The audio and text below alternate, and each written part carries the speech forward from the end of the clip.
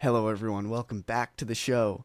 So today I have Ian Darmawan, and he is a man who actually specializes in drones.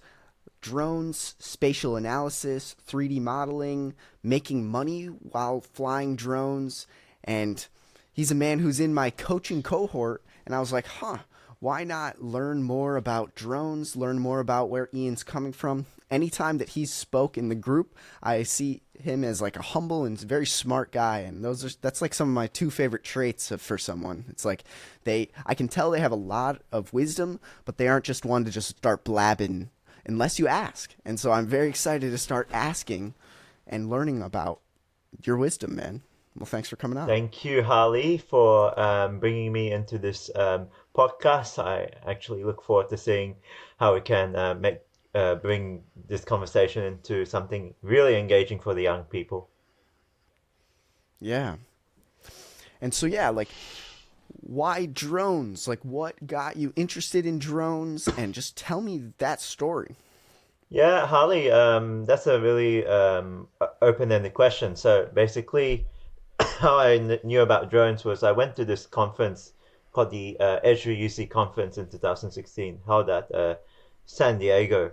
And so basically, because I study geospatial science, mapping, and a bit of surveying, basically I happened to be in this exhibition where a lot of people, or a few people, were showing how, you know, photos from drones can be used to create aerial maps and also 3D Hmm. models. And then basically I started looking into back in Australia about how you could basically utilize this for things like landslides, things like for structure engineering, and when I say structure engineering, I'm saying like capturing buildings and also for body corporate. So I've examined a lot of that, and I also presented this in a conference in the same conference in 2018 when the distributor in Australia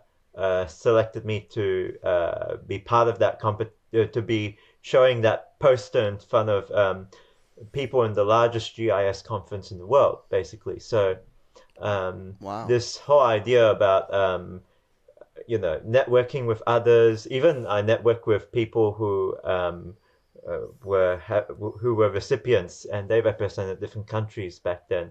And so basically, this whole idea that you go out there and you learn from others. Others projects, not they don't do drones, but they do things with geospatial or GIS, whether it's health, whether it's public transport, or anything like that.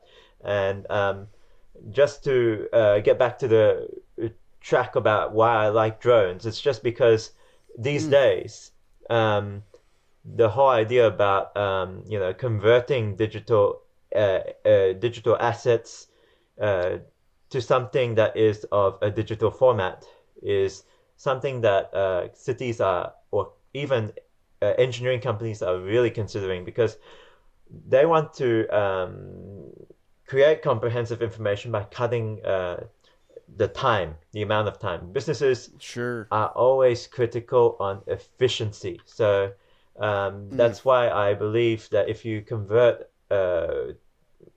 all of the photos of drones, overlap them, overlap them into photos, which is like called photogrammetry. Put them together, and then you create a 3D model or aerial map. That way, you'd be able to create something, and you can even convert it into CAD drawings, and that will be useful for architecture too. So that's Sure. that's just what it is in a nutshell. Man, that's pretty cool. Yeah, I guess when I think of drones, I sometimes I can't I'm just trying to think. Are these drones that are flown by a human, or are they kind of flown by themselves? That's just a small question, I guess.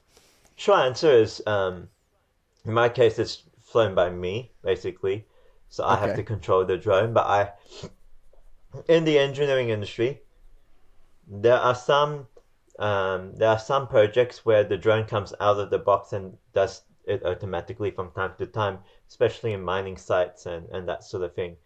Yeah. Hmm. So basically, by me flying it, or even sometimes you could semi automate it because if you look at drones like Skydio, other than DJI, you can they actually capture the bridge inspections quite well with automated flight path, and they can use artificial intelligence to identify cracks and all that sort of stuff.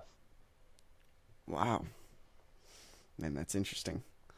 And you're saying that there's a lot of different applications, whether that's helping understand geological issues and maybe predicting like if a landslide could occur, maybe helping a business build a structure or a bridge or get just a quick way to get a big overview, a detailed overview of the area.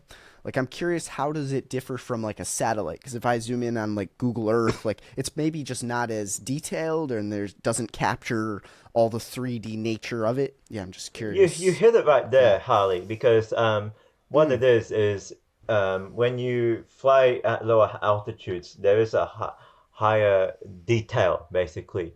What you're mm, talking about is remote sensing, where you capture any disastrous weather events, and if you want to capture in detail, it's quite hard to get it in a timely fashion. If you want something detailed in a satellite, mm, probably it takes 15 days with, like either Landsat or Spot satellites, basically. But if you were to look into airborne imagery coming from airplanes or drone imagery, you'd be able to capture it within just minutes, and people would be able to assess how you can prevent these disasters. But also in terms of satellite imagery, people would rather have a coarse imagery to actually, or a less um, refined resolution because it's something that's really mm. urgent for them, basically. And that's something that I've learned basically from photogrammetry and remote sensing back in my days in uni. Fair enough. Mm. And like, did you study something along this lines, or was this just something that you saw as like, I'm just gonna this interests me. I'm gonna take a little dive into it. Like, yeah, like how did your was that your plan the whole time? Was to go into photogrammetry, drones, geospatial analysis, or did like where did you fork from? I guess. Yeah, Harley, it's quite interesting question that you say because initially I wanted to do all these kinds of different things like looking into electrical engineering, looking into other kinds of Mm, engineering. I decided to do geospatial science because that's quite a niche area, first of all. And I yeah. like, as a child, I always loved to look at the street directories. I mean, that was back in those days when Google Maps didn't exist, and I was always the kind of Mm, person in the family who just likes to know how to go from this to this with the street directory, which in Melbourne we call the Melways, basically. Mm, okay.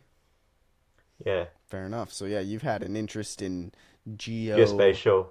Yeah. analysis, geospatial analysis for quite a Yeah, yeah, while. yeah. Yeah. And I'm always because the other thing is me as a thinking in the future either as an entrepreneur or anything. Mm, There's always ways to find something new in geospatial engineering as compared to if you were to look into it's not as an insult, but if you look at civil engineering, some parts are new and some parts are traditional.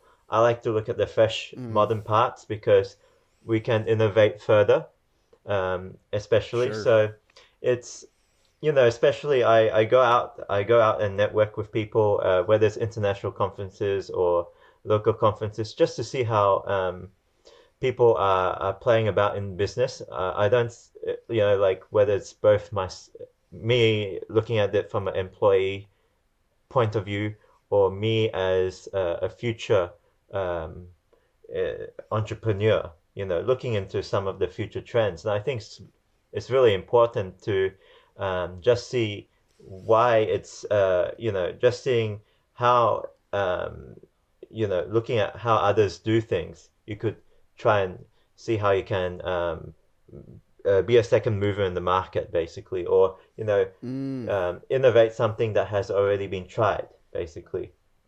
Yeah. sure. Yeah, that's really interesting. I love the idea of finding a niche that can just be innovated Mm. on, and it seems like it's more of a new niche.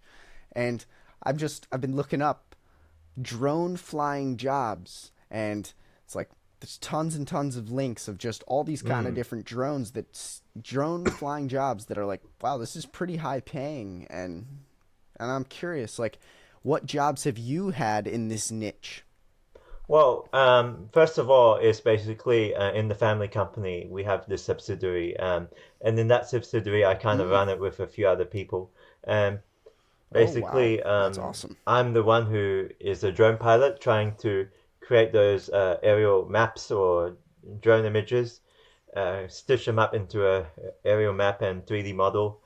Especially if you look into, let's say, construction or earthworks, you can actually Hmm. see how it's changed over time. Now, you may have seen in my a lot in my posts that I talk about how Sure.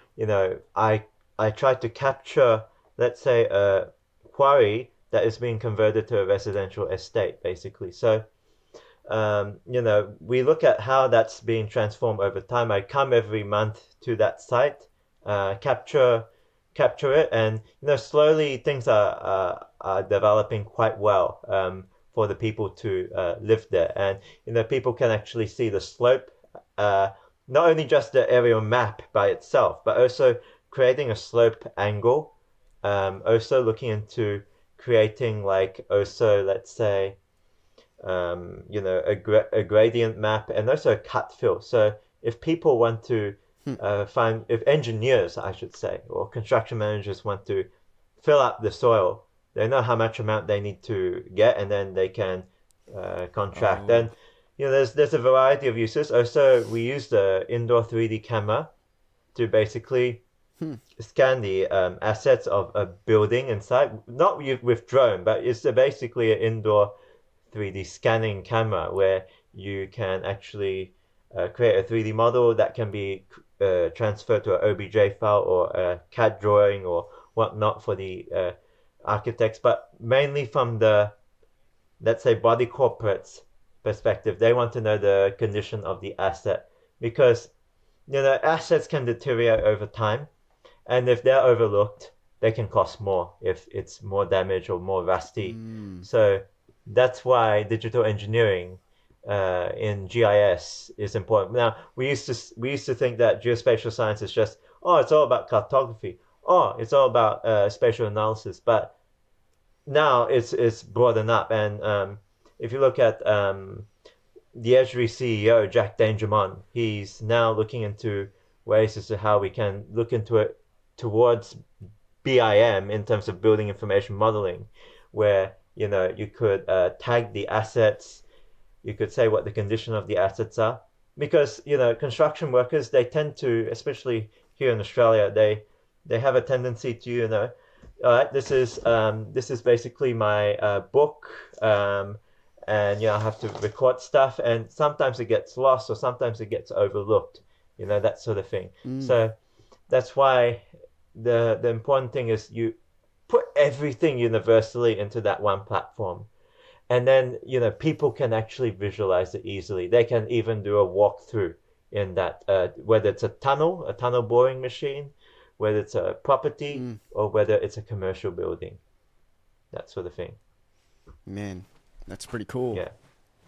And yeah, I guess you saw this opportunity of drone flying and geospatial analysis and was like, I have some experience in it. I think there's a lot more people could know about this. I want to spread awareness for it, and I want to help people, show them how they can make money flying drones. Like, is that, like, when did you first get the idea that you wanted to help people in this dimension?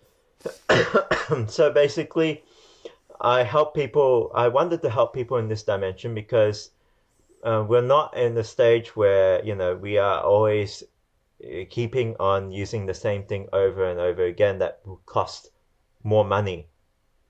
I mean, people think that it's like a nice to have, Mercedes, or a nice to have luxurious car, but actually Mm. there are some pressing challenges with traditional paper recording that I've spoken about. Now, I went to a conference in Singapore just in March, basically on GeoConnect, and basically they were very big, especially if you look at the Open Geospatial Consortium, Nadine Alame, and you know, there's also another professor called Zafar who also resides in the city that I'm in Melbourne, and they were always talking about Mm. the fact that you know um, the important thing is now we're into the phase of digital twins. Digital twins being that you can simulate the city environment. We have to create those 3D models, and these 3D models would be useful for in case if there's flood, in case if there's bushfires or anything like that. That digital twin created by either airborne imagery or drone photogrammetry is there to actually see if the assets are affected, basically. And a lot of this is more of digitizing rather than people always say garbage. Like Jack Dangermond and a few others, they go about and say garbage in, garbage out. You've got to get good quality of data, basically. So that's why it's important to Mm. have the data that is needed to create these sorts of things, and not just data that is put on paper and then is stored for such a long time. That's the Oh, for critical sure. problem that I'm trying to tackle at the moment. Mm. Interesting. And why is it useful to map out a whole city and have this digital twin of a city? Like, what would be the advantages? Just so I can be clear, I'm just trying to follow, if you know what I mean. Yeah, so basically one benefit would be like you can basically, especially if it's like, let's say Jakarta, for example. Jakarta is actually where I'm from. So Jakarta is Mm. basically a sinking city, as you know. Oh, The really? most sinking city. Like sinking into Yeah, the because ocean? Jakarta Hmm. basically, the hydrology system, or everything is based on the Dutch system in the Netherlands, which is um, you know Mm. the soil sinks because there's water underneath, and so as it sinks, Oh. more flood comes in, and there's more inundation, even much worse. Like in some of the houses that I've come across, even in the past it used to be, probably this is my hand here being the ground level. Over here is just let's say the flood that was like 2 decades ago. 1 decade Mm. later, the flood went bigger like this, and it filled half of Oh. the house basically. So that was one particular example. And Jakarta, Mm. in Jakarta, people have to find ways as to how you can mitigate flood and make sure that people are safe there. So that's why digital twin is very critical, because when you have true data of elevation, when you have true data of hydrology, because GIS is very geospatial science, I should say. GIS is just layers of maps, just to make language simple. Okay. But geospatial science, you can use it for so many things, broad applications like engineering, water, also for not only just hydrology, but also urban planning as well, and that's where it comes in. Sure. That's really interesting. I study something called industrial Yeah. engineering, and it's kind of like how to engineer Mm-hmm. processes within businesses to be efficient and how to be productive. And I really think this drone flying and collecting data in an efficient way really ties in, like you were mentioning, how businesses want to cut costs or be efficient or not be too wasteful with their spending. And it seems like having hiring a few men to go out and fly some drones for a little bit is highly advantageous for whatever project they could think of. And I'm just thinking of how, like, wow, this is a true way to increase our efficiency instead of needing someone in a helicopter or something to go up That's true. there. It's just like, yeah, it's really interesting. Like, I've never even like drones is something that I've never even really thought of, but I my brother used to fly like, it was kind of like a toy drone and I was like, wow, that's pretty cool, but I never would have guessed that people could make money and it is a literal niche of, well, like industry, but I find that pretty cool. And like even just the other day I was driving on the freeway and I see this billboard for this like roofing company that says we will fly a drone out to inspect your roof for free or something, instead of like having to have a human go up there and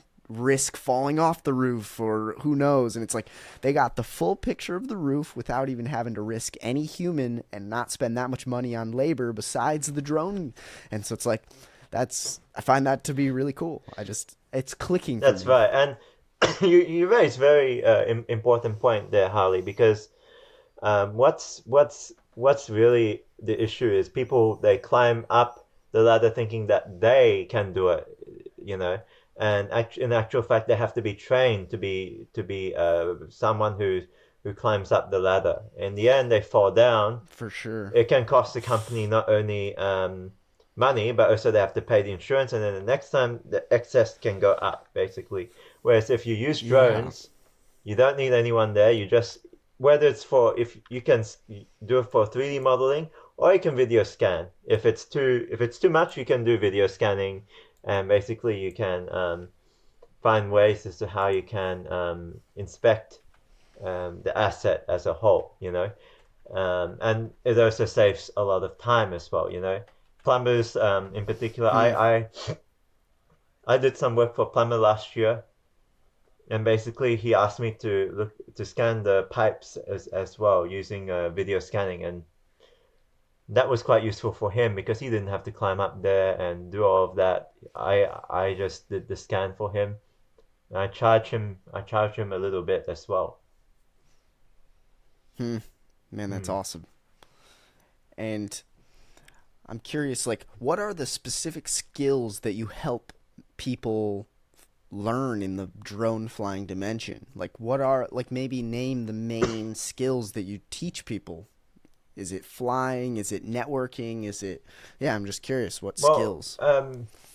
short answer is basically yes, the techniques are important because the Mm-hmm. techniques, I mean, softwares can produce slightly different results. Like if you look at Pix4D and Drone Deploy, for instance, they create relatively decent results, but sometimes, there's all different kinds of things as well. So let's go one by one. First is the techniques. Okay. Techniques are quite important in photogrammetry, and when I started looking into it in terms of 3D buildings or things like that, I always thought I had to fly in a circular path. I found that from YouTube. Mm. I found that from a few information guides, and then I messaged people from LinkedIn, people who have Mm. flown drones and are much more better than me, if you get what I mean, much more better than me. And Yeah. I basically texted them. I said, "This is what I've done," and they say, "No, you do it like this. You do a vertical scan Oh, and also a bird's eye view plan, and make sure that you have a overlap of photos very consistently, like 65% or more." And basically hmm. that will provide better information because the more you overlap the image, the more details you have basically as well. So it's all Sure. structure from motion. I know I'm talking a little technical, but to put it in This is simple good. terms, it's basically when you overlap these images, you can see something 3D, because you've got 2 points of information intersecting into one, basically like this, and that way you can have 2 dimensions going into 3 dimensions, basically. And yeah, so Interesting. and also I just suddenly remembered also there's weather conditions as well. So learning from Oh, my colleague who had another person who worked in state government. I won't disclose the what state it is or whatnot, but he was just sure. basically telling me that you cannot have too much saturation of sun. You have to make sure that whenever you fly, especially for 3D models, you fly in overcast conditions, basically. Interesting. Overcast conditions being that it's not too sunny, but not too rainy either, because when it's raining, Yeah. you have issues with, electric components, and also, it's just not safe in case if Hmm. the drone falls down, by I accident, see. So you've got to be sort of somewhere in the middle. I mean, you can still have some sun, but just not too saturated. Yeah. Hmm. Fair enough. Hmm. And I guess like what are some essential equipment or tools someone needs to invest in to start this drone piloting I process? guess first of all is Like what's their what's their initial like cost that they can expect? I guess it probably depends on the drone yeah. and whatnot, but So firstly, is, of course, the drone. Secondly, is maybe if you are to work in very busy urban environments, you probably need cones. You probably need a lot of safety equipment out there, like also traffic conditions as well. But you've got a traffic management, I should say. Getting but hmm, in less busy urban areas, you could just have cones, drones. Have a sign to just say that a drone is flying, and also just making sure that you have batteries. So basically, you have to order the at least 4 to 5 batteries to do a decent job, basically. So that's where it all comes in. hmm. What's like a just an average cost of all of those things combined? Basically, with Or the drone that I bought, $2,000, and then you've got okay. additional like 266 per battery. I'd probably say we'd be looking Mm-hmm. at 3,000 to 4,000 to begin with. Gotcha. Yeah, That's not a huge. That's not terrible in regards to it takes sometimes 50K to start a lot of different style mm, businesses. So it's like this is seems to me like a pretty low startups amount, and it seems like there's a lot of applications, and it can be used in so many yeah. industries, and you almost just have to like dip your toe into this niche and start networking, and you'll see probably tons of opportunities. Me from the outside, I'm like, I don't really know much about drones or know where to start, but it's like it seems like you definitely have been walking through this niche for a while and have connections, and so Yeah, yeah, like I could totally see how people could really be successful in yeah, this. that's right. And going to the conference also in Singapore, they're now starting to do building inspections with drones. But it is quite restricted because Singapore is such a small island, so there's only places where you can Hmm. particularly fly. And it leaves some concerns to Interesting. some people because being that it's a small island, it's so hard to actually find an opportunity to fly. Whereas here in Australia, they've already established a few things here, like the rules in CASA, and also the people like the drone businesses that I've come across, they've already been established basically, and I think we're starting to see these things booming, and also in Southeast Asia, and some accelerators trying to create something for that. Hmm. Like yeah, and so yeah, how do you see the drone industry evolving? Like, do you see this just becoming more and more popular and used in so many more industries? Like, you might be you might be having a view like, oh, we're just at the cusp. It's just about to just grow heavily. Like, I'm curious what you see coming. The short answer is it's slowly growing, in the sense that Okay. people are still yet to. Some people will just say yes, use this technology. It's going to cut time. Others are going to say I'm just going to stick to this method because I'm comfortable with this method, this traditional method of paper pen, and Mm, I don't want to do anything that risks. So you've got those personalities out there. for Um, sure. and so what it is we just have to educate the industry about how, you know, because geospatial science in the end is a connected industry. So it's not just mapping in itself. We also help the engineers. We also help the construction managers. We help body corporates. and we also help urban Hmm. planners, all that sort of stuff. Even hospitals, like let's say you build a city and you want to Yeah. build some hospitals, you probably need to know exactly where's the right place for that, and also train lines in Yeah. particular. Singapore is also using GIS software to actually find out where you know some of these areas are not serviced by public transport using the radius Mm. function. So basically, geospatial science helps a lot in terms of urban movement and that sort of thing. Hmm. And that's pretty cool. I'm curious how like high these drones can fly. Like, what's their max altitude? And do you ever test that, or are you kind of like, I'm gonna stay down here? The short answer, Harley, is I just try and follow just try my best to follow the CASA regulation, being that the altitude is 120 meters, and that's all I can do. I fly high. I fly Okay. high in some cases in large areas where the altitude is 150 meters, but um, but Okay. I don't fly much higher than that, because there's regulations that airplanes are to fly in this area and that sort Oh. of thing. So Mm. you have to draw a line somewhere in terms of CASA Got regulations. it. Yeah. Interesting.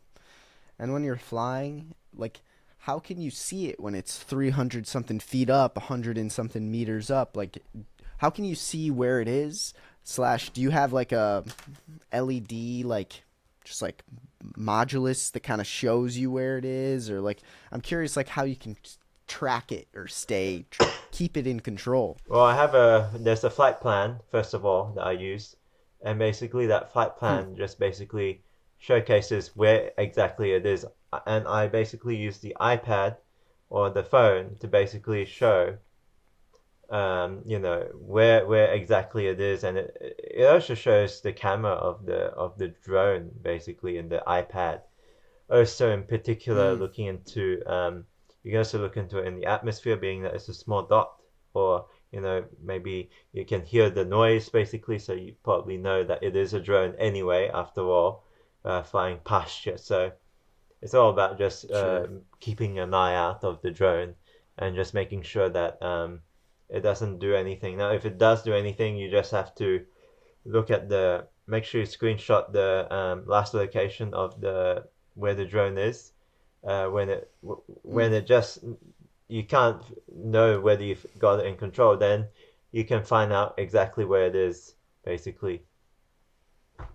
Yeah. Hmm. Interesting. And it's like, what's the most interesting or challenging project that you've ever had to work on when it comes to flying a drone? I'd say if it's large projects, then probably in some cases we'll have to fly also the rock face mapping in lower altitudes. Then that's when Hmm. battery constraints can be an issue. So you have to estimate how many batteries you need to go there, and also making sure that making sure that you have good sight of the drone. And the other thing is just making sure that you follow the regulations of CASA, and just to be a commercial drone pilot, you probably need to get a license and get a company, uh, register as a REOC, remote operating certificate. So you have to be a pilot and a certificate to run as a drone business, basically. So that's also another thing here in Australia as well. So there's a lot of things that you have to really consider, and you also have to register your drone as well. So much paperwork, so much things that comes when you start. It's just now a matter of after that you have to find the market, you have to persuade people, you have to create your own portfolio to show that this is what you can do. And that was how I persuaded, like, let's say, Body Corporate for me to um, go into their building and actually capture their assets with an indoor scanning camera. Mm. Hmm. Man, that's pretty interesting. And I guess, like, what inspires you, or I'm trying to think of the right question here. You mentioned something about growth mindset, and in my opinion, one of the best ways to grow is to like get a mentor. And I guess what inspired you to work with Leah, and what other mentors have you had, and kind of what inspired you to become wanting to be a mentor as well? Like, Yeah. Firstly, Leah and I met in well, kind of met, but it's more like we're in this high performance impact group that was initiated by Richard Yu, who is an entrepreneur. oh, nice. Now, I'm Okay, yep. still also in that coaching anyway. Um, Mm, but uh, just keep it short. Richard is someone who works hard and does things for people in creating coaching businesses. And probably Leah, what I enjoy about her is just how she teaches simply and clearly and mm-hmm. concisely in time management. So I initially I was in a time management course, or should I say, well, she Hmm. calls it time mastery, but Yep. I decided to go into that. I see some Mm-hmm. in terms of that. I saw some changes. I mean, I'm not perfect yet in terms of time management, but I did see some changes Sure. where I woke up a little earlier. I had a accountability partner, and from overseas, and that probably must have helped me to keep my habits going and that sort of thing. And she gave me some frameworks as well, to especially in where we are right now in her coaching course, where Oh, she for just sure. teaches people, and she also has support from other people from that coaching program, like where you Yeah. don't become a car salesman, you just try and care more about the person. And you know it's Yeah. not so much about getting a number. Even when I communicate to potential clients, I just say, oh, how's it going, and uh,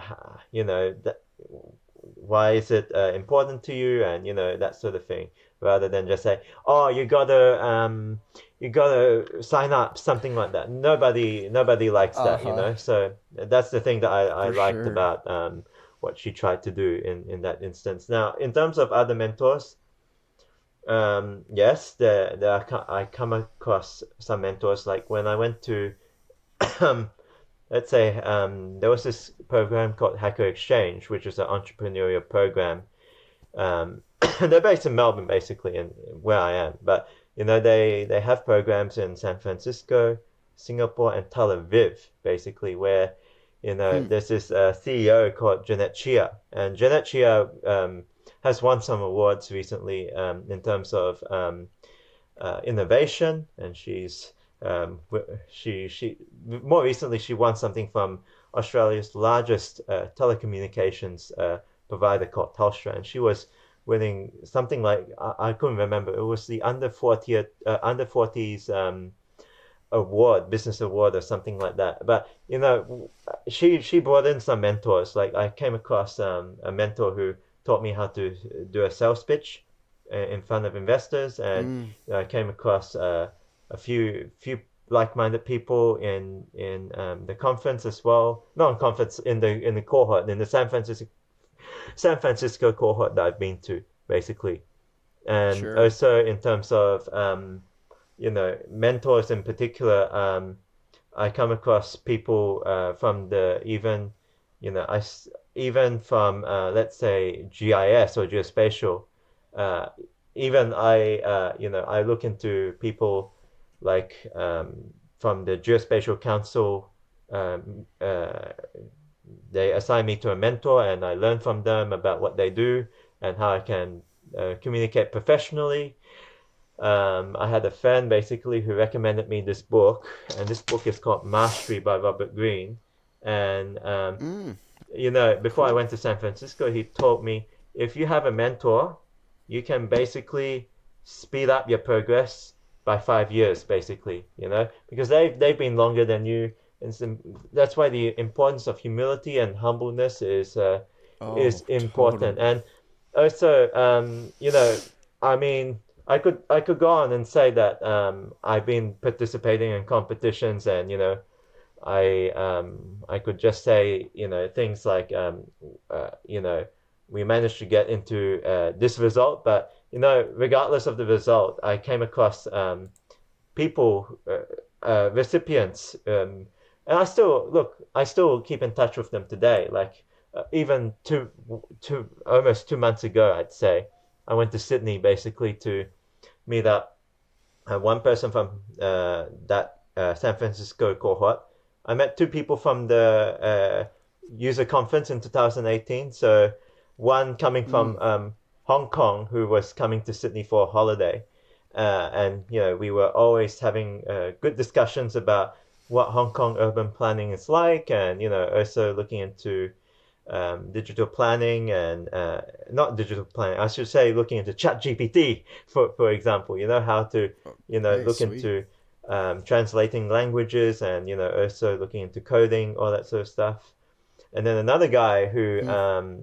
I think you've seen in my one of my Instagram stories. Now he's a New Zealand finalist in that competition, and Oh yeah. he now lives in Sydney, and he basically he did a PhD on loneliness, and I was Oh you yeah. I saw, saw that. That and you was did pretty see sweet. that, and it revitalized my understanding of loneliness, in the sense that it's Mm. not you don't get lonely because you are just lonely from everyone else. Loneliness actually is when you expect more friends. Like say you have 60 friends, but you end up with 40 friends, for instance, and Mm. you feel like you Okay. want more. And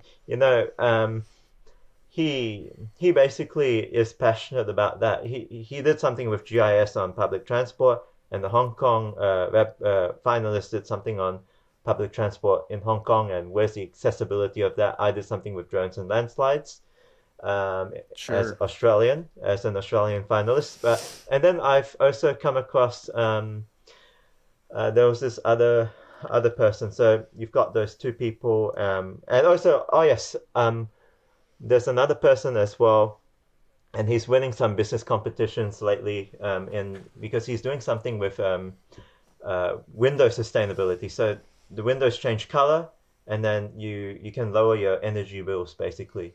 So now he won some Interesting. competitions in not only with the team that I was in, but also the other things. But yet he's still humble and doesn't go about with saying, oh, I did this, or I did that, Oh yeah. he but in that person, he was able to be open minded. He was able to listen, that sort of thing, and um, to different perspectives. And I also got a chance back in those days in the pandemic when I was with him. I actually met him first time virtually, not in person, but I met him first time in person in Sydney, Mm. and we were in this competition, and I was able to meet so many people from around the world during the pandemic in particular. So virtually, and seeing also some of there was one person who was a mentor of us, and she was from a startup business called Gojek, and she was one of the vice presidents back then. In Gojek is basically like a motorcycle taxi business over there in Indonesia, Hmm. because so much traffic jam over there. Yeah. Fair enough. So yeah, you mentioned kind of the importance of, well, humility, and you mentioned this book about called Mastery by Robert Greene. I'm curious what that book entails. If you want to give a quick summary of what that is, I like Robert Greene. I've not heard of that book specifically. Quick, give a little synopsis, and then I kind of want to talk a little bit about sales and how my perception has changed too. But yeah, let's quick talk about this Robert Greene Well, book. just to put it in a nutshell, it's just all about, you've got to have a mentor, you've got to have an open mind, you've got to Mm, look into ways as to how you can learn from other people who have more experience than you. Because sure. people can just not have a mentor, and maybe in their career can take, let's say, it takes 20 years or 10 years to do something much more quicker. Like maybe, let's say, you do something in 1 hour, but maybe it takes 30 minutes eventually. But if you have a mentor, they can teach you the tricks and things like that to help you get there. Now, Exactly. an example was today when I was in the company that I'm in a water utility company. I don't do drones there, but I do GIS stuff there. A colleague came to me and he Sure. said to me, "Yeah, we do data entry, but you should go a bit more than that. You should go looking into SQL. You should go looking more into Mm, programming as well with Python, because you can go so much more than just what we are doing as data entry." So, he told me, look at those sure. YouTube videos, and I'd like you to see how you can strengthen those skills. So I think basically we are whether you're doing business, whether you're doing, an employee, whether you're an employee or whatnot, I think the main important thing is have the skills. It's like a ikigai. Ikigai is basically you've Mm, got basically like what you like doing, what you're capable of, and what you can do for people to make an impact, basically. So, sure. if you have those fulfillments, you can go further in your career or in your business. So, that's where it comes in. And also, just coming back, also when I talk about skills and things like networks. I say People Yeah. say that networking is important, but I say that both are important, skills and Okay. network, because Yeah, it's the it should be combo. the combo. Because if, let's say, I don't try that competition, I can never meet these people actually, not at Mm-mm. all. And the fact that I was fortunate to learn, if I didn't attend, if I said I'm going to give up, I'm not going to go to that competition, not going to submit my entry for that competition, I wouldn't have known, not only just like the fact that I'm presenting out there in the conference in the United States from as Sure. an Australian representative, but also not knowing about what other people do, like how I said to you before about that PhD person who I Sure. met. Well, he at that time he was a bachelor student, but later on, Yeah. I come across to know that he loves to help people to end loneliness. So, and now he's working in one of the largest health organizations in the world, basically. And, Sure. that's why I say to those listening in this podcast, you Mm, must participate in competitions, you must participate in societies, you must participate in whatever comes to you, no matter what you think of yourself, you know? Because, and also, of course, going to networking events, like maybe you can go to Model United Nations to not only debate, but you meet other people. And, I also come across someone who used to be a Taekwondo athlete in the Model United Nations conference, and we still are mm. friends today. Dang, that's great. That sort of thing. Yeah. Yeah, I totally can resonate with that book. I'm gonna put it on my list. One of my favorite things about what I do with this podcast is I get to ask questions about things that I don't know about Yeah. regularly. Meet with different people, network, and it's like it shows me like have an open mind, Harley. It's like I don't know if you know like the Peterson 12 Rules for Life. It's probably it's pretty I heard famous. about that And man, like one of actually. the I heard about that man. Yeah. yeah, and one of the rules in his 12 Rules for Life is assume the person you're speaking to knows something that you Mm. don't. Ask them questions and you're going to be surprised. If you have this arrogant view of the world and think that you're so smart, you're going to just stay dumb. Continue to ask questions and Yeah. continue to be humble. And that's that's actually kind of try how I try to live my life. It's like, wow, this person knows more than me. Let me just ask questions and be humble about it. And even if I feel like I might be smart at times, it's like, no, just keep asking. You can always learn something from someone. So I really do like that. And Robert Greene, Yeah. I like that idea of having Yes. mentors, having an open mind, asking questions, and networking with people. So yeah, like Yeah. that's that's kind of Mm. that's try to how I try to That's live, right. and I really can resonate. And yeah, that personally, as a Catholic or as a Christian, I was always Yeah. taught the importance of being humble and learning Mm, from other people, and just you gotta love one another as God loves you, that sort of thing. And Sure. the fact that we all have to help each other. Nobody is independent, of course. First of all, of course, they will be independent eventually. But you, when you were, like let's say, nobody was taught to walk without their parents. Nobody was taught about mathematics without teachers. You know, the world is Mm-hmm. very dependent, as you may know. For sure. Yeah, it's true.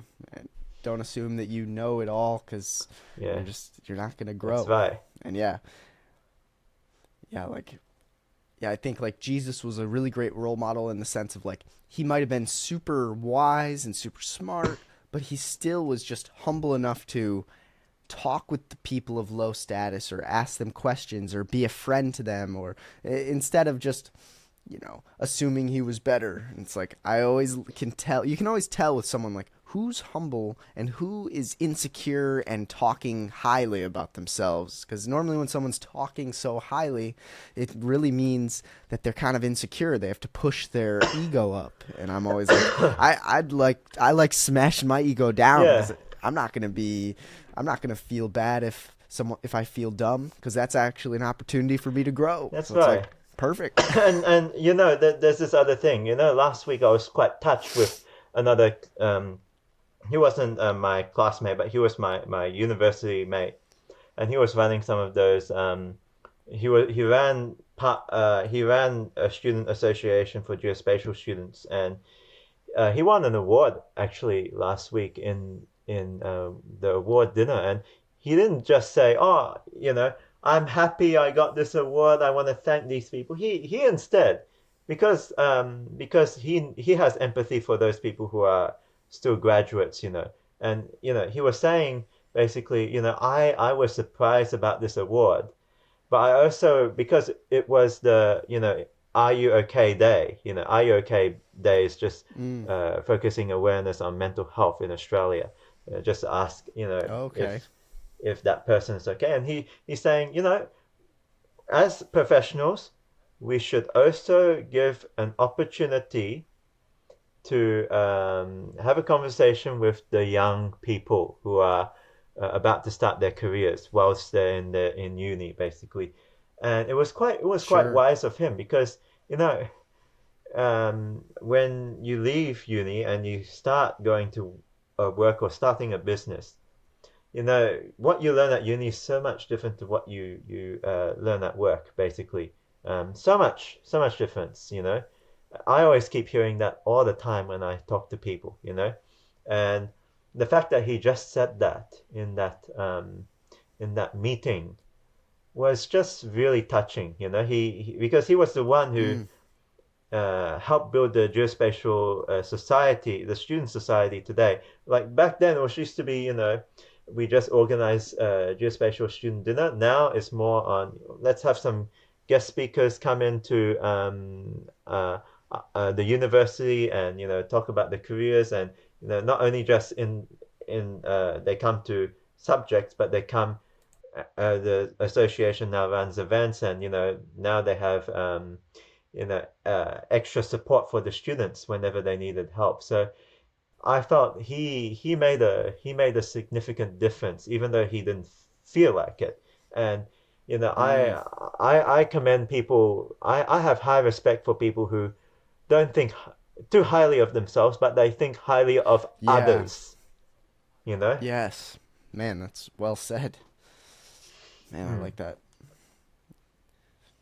Yeah, it shows something about their mm, character, and yeah, it shows the way they've been raised. I feel like too. Yeah, it just shows a lot of things, and yeah, I think tying it back to the sales, it's like you really do have to care and have an interest in others when you're selling something that you believe in. If you believe in the idea that drone flying can truly help someone become financially free or help them mm. network, and if I truly believe quitting porn can help someone really just level up in their life, and it's like I truly care about you and I see the problems that you're facing on a daily basis, and I know that if you made some changes you could be you could be so much better. And that's kind of the idea, that where it's like, you I'm not assuming that I'm the all wise and powerful person in this quitting porn. It's like, no, I'm not wise and powerful. I just care about you, and I'm willing to help you along this process. It's like, I want to see you grow. I'm not thinking that I'm better than you because I don't watch. It's like, no, I love to see people grow, and I like to be a mentor. And yeah, I think that mindset is crucial. If someone can smell they don't really care, if a person doesn't care about them and they're just kind of using them for money, or if they're just, yeah, viewing them as like a customer instead of just a human being to help. And so, yeah, I think it kind of intertwines a little bit with sales, kind Yeah, of, if yeah. you know what I I'm mean, saying. sales should be basically a relationship between you and the person, not Mm-hmm. a number, basically. So I Mm-hmm. treat every person almost like a friend to me. Yeah. If things don't go well, I'll ask if everything's okay, and not a problem if you don't want to. I'm just here to help, basically. So you have to have Yeah. that compassion in them, not I've got to get that sale immediately. It's just more about how you can help that person, because at the end of the day, if you give more value to someone, and look, even Mm. outside of sales, look, I'm gonna be quite clear, but I also help someone who is on autism spectrum. I won't name names, but I Mm. help someone with Sure. autism spectrum, Wow. and especially with his counting, with his reading. I always believe that people have helped me in my childhood.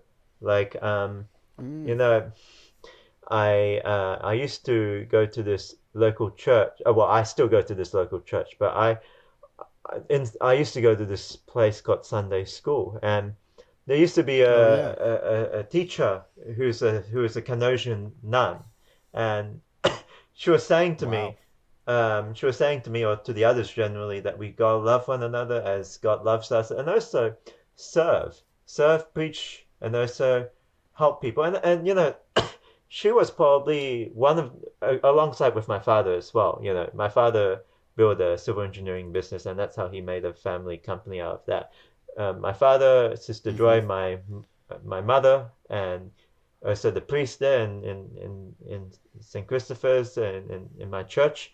Also, Sure. the my there were, back when I was in Singapore, I was prayed by I always had a prayer from the Spanish priest who lived in Indonesia, who was just trying to sort of help me to improve my learning and education, and basically that basically touched me, and that's why back in primary school and even in high school, I also, after that, going to Sunday school, I wanted to be part of uh, leadership positions, where I want to make a change to people because people have helped me.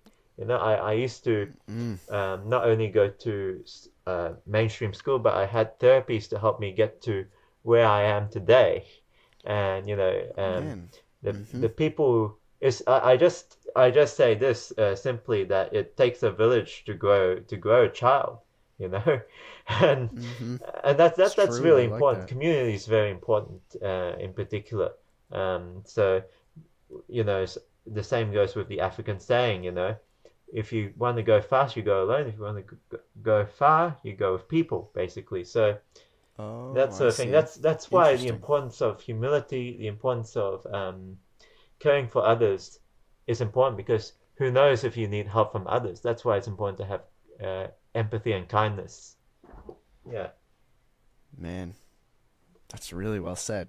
I It's yeah, it's beautiful poetry that you were just Hmm. saying. And yeah, it kind of ties in with that loneliness idea, where it's like, in our current society, ever since COVID, it seems like people are less connected. There's less of a community. There's Yeah. less like human interaction occurring. There's more, like you said, more people just going and living life on their own. And it's like, it's kind of unfortunate. And I totally think it's true, where if you're willing to just reach out to help someone, your life will be so much more fulfilling, and other people will help you. It's kind of like, if you're a person who's putting yourself in a position of helping and caring and loving others, you're going to receive love, care, and help back. And I really, I think that's true. And I think when you put yourself in communities and environments where that's the case, that reciprocity is the case, you're just going to be going a lot farther in life, like you just said. Yes, it's all about connections, all about community. I also developed the entrepreneurship association with three other uh, executives back in the day when I was in uni. Wow. And I didn't want it to necessarily be about just we go have a community where we learn things together, but we also try and make things practical with the university incubator back then. We had some workshops, we had events there, and people gelled in quite well. And you know that's why I always believe that even though sometimes team members they say, oh, I don't like this person because he thinks highly of himself. Well, look, people are sinners. People are sinners after all, but Mm, we've got to help them. We've got to help people realize that nobody's perfect, and we've got to help them. You know, yeah, um, learn from, not so much like gently learn from mistakes. People will make mistakes, and people will have to accept that that is part of cultural diversity. sure. Yeah, that's well Mm. said. Yeah. Like any like words of advice you'd give to someone who's a little younger than us, maybe, who's maybe shy and doesn't want to join a society or isn't sure where to start when it comes to a mentor? Like, what would be the first steps you'd recommend for someone? I always say you just start small, like as Mm, my friend was saying in those one of those videos. You just become you don't become lonely just because you expect more friends. Rather, you just start small. Start with a small group of friends, and then probably they will yeah. support you. I mean, that's a little mentorship anyway, because Mm-hmm. they can give you Totally. advice and that sort of thing. And eventually, slowly you go to a mentor, like maybe a lecturer or someone who you respect, and basically also looking into smaller groups. You gotta start somewhere. If you start Mm-hmm. from smaller groups and then you go to bigger groups, like me myself, I'm an ambivert, probably half extroverted, probably half introverted. Oh, I Like see. I like to talk to people. I always love to talk to people and have energy, but sometimes I'm not. Yeah. Like if you compare me with other friends or other acquaintances that I have, I'm not that kind of person that likes to create. I mean, I can create events for societies and communities, but more if it's like organizing a birthday gathering. Of course, I don't invite a lot of people as compared to my other friends. My other friends Oh, I see what would you're saying. my other friends, like there's this one friend of mine, and she loves parties, and she likes to bring Oh, yeah. a larger group of people in picnics or in in her Uh-huh. apartment. So that's where I come from, basically. Mm, Fair yeah, enough. Yeah, that's true. Yeah, I always say to people, it's asking a question can literally bridge the starting of like one of the deepest relationships. It's like if you don't know where to start when it comes to like making friends, it's like all you got to do is be curious about their life and ask a question or two, and if you're willing to kind of share your vulnerabilities and share your goals, share your dreams, share your pains, it's like you're going to network with people very quickly and you're going to be able to tell right away like, oh, this is a person that I really would like to continue connecting with, or you can tell right away, just not my energy, and you'll move on. But like I think we can't get very far in life without another person. I'm kind of in this niche of quitting porn, and a lot of these guys have no close friends, or a lot of them haven't really told anyone about any of these problems, and I'm like, we just need to. I hope that mm, this inspires people to like reach out to someone, like whether that be me or you, or just reach out to someone in their near proximity because their life will just excel. that's So true. yeah, that's kind of the message I would get from That's that. true. It's about, trying to, if you don't feel very open to talk about it, just talk to one person, and then he or she can help you. with that, you know. Totally. But yeah, man, I had a great time having you on this podcast. I learned a ton about drones, and also I learned a lot about your mindset and what drives you, and I found that to be great. Mm. And I appreciate you taking the time, and I will certainly link any Instagram or YouTube or your program in this description, and hopefully people will connect with Yes, you. thank you very much for bringing me into this podcast. I hope we can continue to inspire more people. Yeah, man, I think we Yeah, will. But thanks for coming yeah. on, my friend. Okay, no problem. Thank you so much.